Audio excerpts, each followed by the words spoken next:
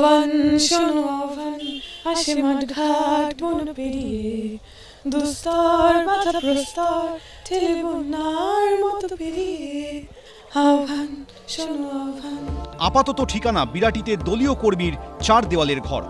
ভোটমুখী পশ্চিমবঙ্গে বামফ্রন্টে শূন্যের গেরো কাটাতে যে তরুণ ব্রিগেডে ভরসা করছে সিপিএম, তাদের মধ্যে অন্যতম দীপশিতা ধর, যাকে দমদম উত্তর আসনে প্রার্থী করেছে দল।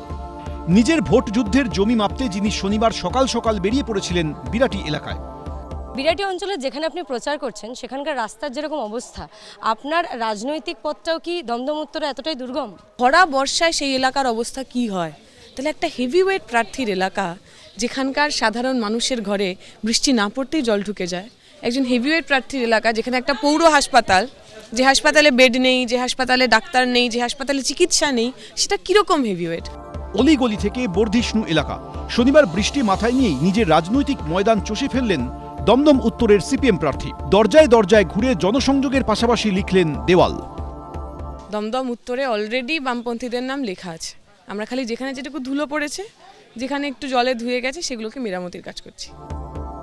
21 বিধানসভা ভোটে দমদম উত্তর বিধানসভা কেন্দ্র থেকে তৃণমূল প্রার্থী চন্দ্রিমা ভট্টাচার্য প্রায় 28,500 ভোটে হারিয়েছিলেন বিজেপি প্রার্থী অর্চনা মজুমদারকে। সিপিএম প্রার্থী তন্ময় ভট্টাচার্য পেয়েছিলেন 45,728 ভোট। 2016 সালে আপনাদের বামেদের প্রার্থী এখানে জয়লাভ করেছিলেন, কিন্তু তারপরে দেখা যাচ্ছে যে আপনাদের গত বিধানসভা নির্বাচনে আপনারা তৃতীয় শক্তিতে রূপান্তরিত হয়েছেন এই বিধানসভা অঞ্চলে, এবং এই এলাকায় বিজেপি দ্বিতীয় শক্তিতে রূপান্তরিত হয়েছে। এখানে শুধু লড়াই কি আপনার তৃণমূলের সঙ্গে, তৃণমূল মূল প্রতিপক্ষ নাকি বিজেপিও প্রতিপক্ষ? তৃণমূল এখানে মূল প্রতিপক্ষ। আমরা স্পষ্ট করে বলছি, এটা তৃণমূল বনাম বামপন্থীদের লড়াই হবে, বিজেপি এখানে ফ্যাক্টর হবে। দুই নির্বাচনে লড়াইয়ের অভিজ্ঞতা এই নির্বাচনে কাজে লাগছে। এই নির্বাচনে আমাদের পুঁজি, এই নির্বাচনে আমাদের পাথেয়। দীপশিতা ধর ডাক দিচ্ছেন পরিবর্তনের। দমদম উত্তরে তিনি পারবেন ফের লাল নিশান ওড়াতে? জবাব মিলবে চৌঠামে। ঐশী মুখোপাধ্যায়ের রিপোর্ট, এবিপি আনন্দ। শিবপুর থেকে এবার রুদ্রনীল ঘোষকে প্রার্থী করেছে বিজেপি। অভিনেতা থেকে নেতা হয়ে ফের নতুন ভূমিকায়। প্রচারের ফাঁকে কি খাওয়া দাওয়া করে পাওয়ার বাড়াচ্ছেন শিবপুরের এই বিজেপি প্রার্থী, আসুন দেখে নিন। এতদিন পর্দার জগতে অভিনেতা হিসেবে কামাল দেখিয়েছেন সেই রুদ্রনীল ঘোষকে এবার দেখা যাচ্ছে শিবপুর বিধানসভায় বিজেপি প্রার্থী হিসেবে। যেখানে ছোট থেকে বড় হয়ে ওঠা সেই শিবপুরের ভোট ময়দানে এবার নতুন চ্যালেঞ্জের মুখে। প্রতিবেশীদের সামনে ভোট প্রার্থী হিসেবে কেমন সাড়া পাচ্ছেন ঘরের ছেলে? প্রথমত বলছি, এটা খুব ইমোশনাল একটা জায়গা, কারণ এখানের যারাই মানুষ রয়েছেন, সো তারা আমার কাছে ভোটার নয়, তারা প্রত্যেকেই হয় আমার দাদা, কাকু, বন্ধু, পিসি, বৌদি, তারাই রয়েছেন আর কি।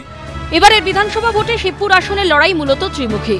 বিজেপির রুদ্রনীল ঘোষকে চ্যালেঞ্জের মুখে ফেলতে প্রস্তুত তৃণমূল প্রার্থী রানা চট্টোপাধ্যায় ও ফরওয়ার্ড ব্লক প্রার্থী জগন্নাথ ভট্টাচার্য। সিনেমার মতো এক্ষেত্রেও হিট হতে গেলে থাকতে হবে ফিট। তাই ভাত পাতে কি খাচ্ছেন?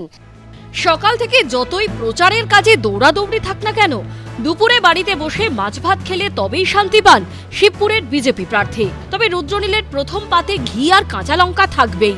শনিবারের বারবেলায় তার মেনুতে ছিল ভাত, মুগের ডাল, পটল, আলু, বেগুন ভাজার পাশাপাশি কড়কড়ে করে কাতলা মাছ। ভাজাভুজির পর ছিল শুক্তো। শুক্তোতে একটু তিতো থাকে। এবার আপনার বিরুদ্ধে দুই দলই প্রার্থী দিয়েছে, তৃণমূল কংগ্রেসও প্রার্থী দিয়েছে, সে বামফ্রন্টের আমরা দেখতে পাচ্ছি যে এআইএবি প্রার্থী দিয়েছে। কোন প্রার্থী বেশি তিতো? কোন প্রার্থী বেশি তিতো? তিতো কেউ নয়, মানে আমার নিজে, আমি তিতো বলবো না এদের। আমার সবার সঙ্গেই দেখা হবে, কথা হবে। দেখুন, দলগত জায়গা থেকে লড়াই থাকবে। রুদ্রনীল ঘোষের অন্যতম পছন্দের হলো আলু পোস্ত, তাই প্রচারের ফাঁকে দুপুরের খাবারে প্রায়ই থাকে এই পদ। এছাড়াও সজনে ডাঁটা দিয়ে পাতলা ঝোলে যেন তার প্রাণের আরাম। শেষ পাতে ছিল চাটনি, পাঁপড়, দই। শাসক দল তারা কোথাও গিয়ে বলেন যে বিজেপি এলে কিন্তু আমিষ খাওয়া বাবা ব্যান করে দেবে। আমিষ খেতে চান না এরকম কিছু ব্যক্তি আছেন। এবার একদম তিনি কখনো বলে দিয়েছেন এই আমিষ খাওয়া যাবে না, একদম নয়। কি কি মাছ ভালোবাসেন? আমার যদি মানে এক কথায় বলতে গেলে মাছ হলেই হবে, সেটা পুঁটি থেকে তিমি। পুষ্টিবিদরা বলছেন ভাতে থাকে প্রচুর পরিমাণ কার্বোহাইড্রেট, থাকে প্রোটিন, ভিটামিন ও খনিজ। পোস্তয় থাকে ক্যালসিয়াম, ম্যাগনেসিয়াম, ফসফরাস ও আয়রন। মাছে আছে প্রোটিন, ভিটামিন ও ক্যালসিয়াম। সজনে ডাঁটায় থাকে ভিটামিন, ক্যালসিয়াম থেকে প্রচুর খনিজ উপাদান। এত সাজিয়ে গুছিয়ে আমরা দেখি সচরাচর আইবুড়ো ভাতও খাওয়া হয়। তো আইবুড়ো ভাত খেয়ে এই যে এরকম একটা পেট পুজো করে যেমন বিধানসভায় লড়াই দেওয়া হচ্ছে, বিধায়ক হওয়ার প্রস্তুতি হচ্ছে, তেমন কি তাহলে বলা যেতে পারে যে বিধানসভা হয়ে গেলেই ছাদনাতলা?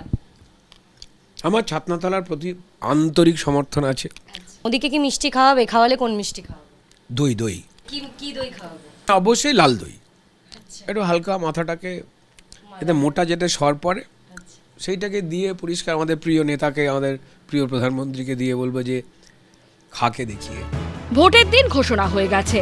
সকাল থেকে সন্ধে এখন শুধু প্রচার, প্রচার আর প্রচার।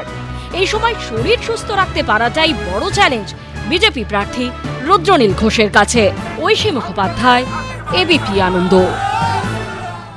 এবিপি আনন্দ, এগিয়ে থাকে, এগিয়ে রাখে।